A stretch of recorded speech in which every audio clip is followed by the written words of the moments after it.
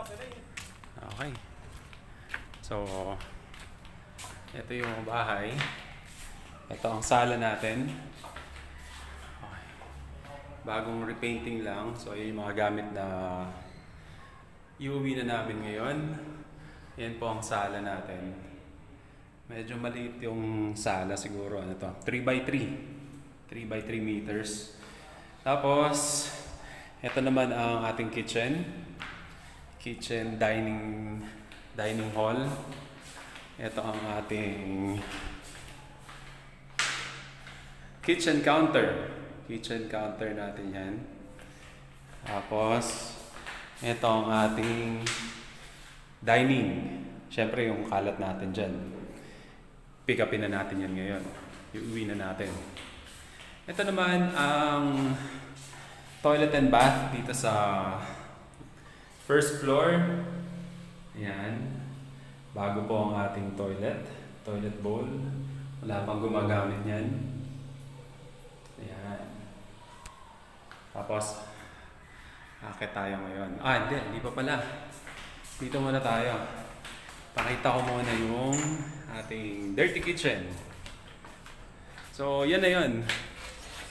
Hindi na tayo maglalagay ng ibang cabinet. As is, maliwalas naman. Tapos ito ang additional space pa natin.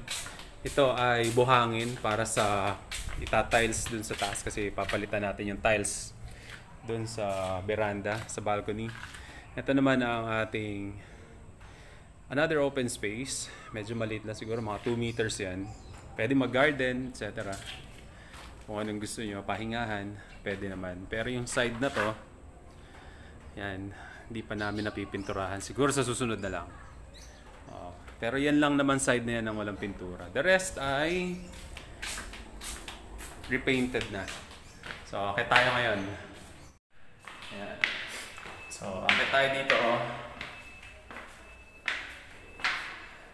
Dito sa taas, meron tayong landing. Ayan, landing yan dito.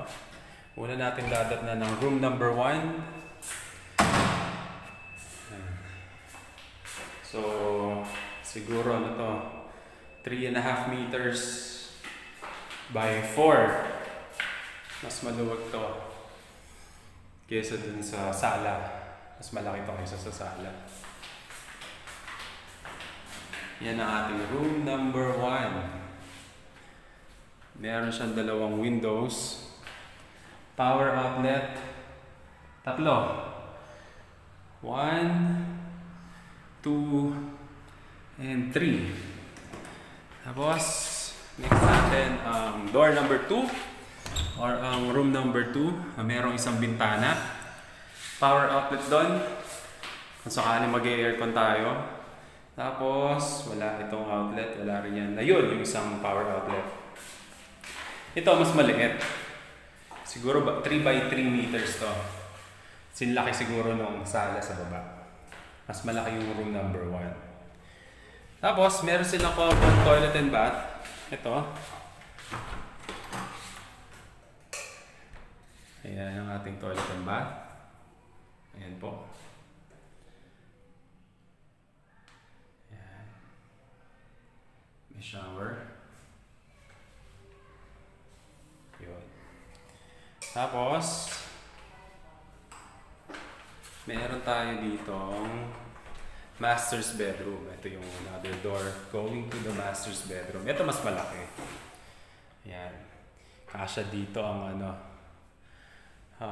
kahit na anong kama. Kahit na anong configuration ng kama, kasya dito. Ikot-ikutin natin. Sigurado pasok pa rin. Meron siya 2 bintana. Siyempre power outlets, 2. Tapos ito ang toilet and bath na para lang sa master's bedroom. Yan, wala pa pala ilaw. So, yan, toilet bowl, lavatory, and then the shower. Yan po. Close. Also, dito sa master's bedroom, siya lang ang may access dito sa balcony. Yan ang ating balcony. So, mas maluwag. Tapos doon. Ito naman ang kapitbahay natin sa balcony. Yan. So, mayroong isang kapitbahay dito sa kanan. Tapos, open space, open space. Rock Garden Resort, katapat lang namin. Tapos, open space na naman. Bakanting lote. Tapos yun, pero walang tao doon. Bakanting lote to. Yan. So, yun.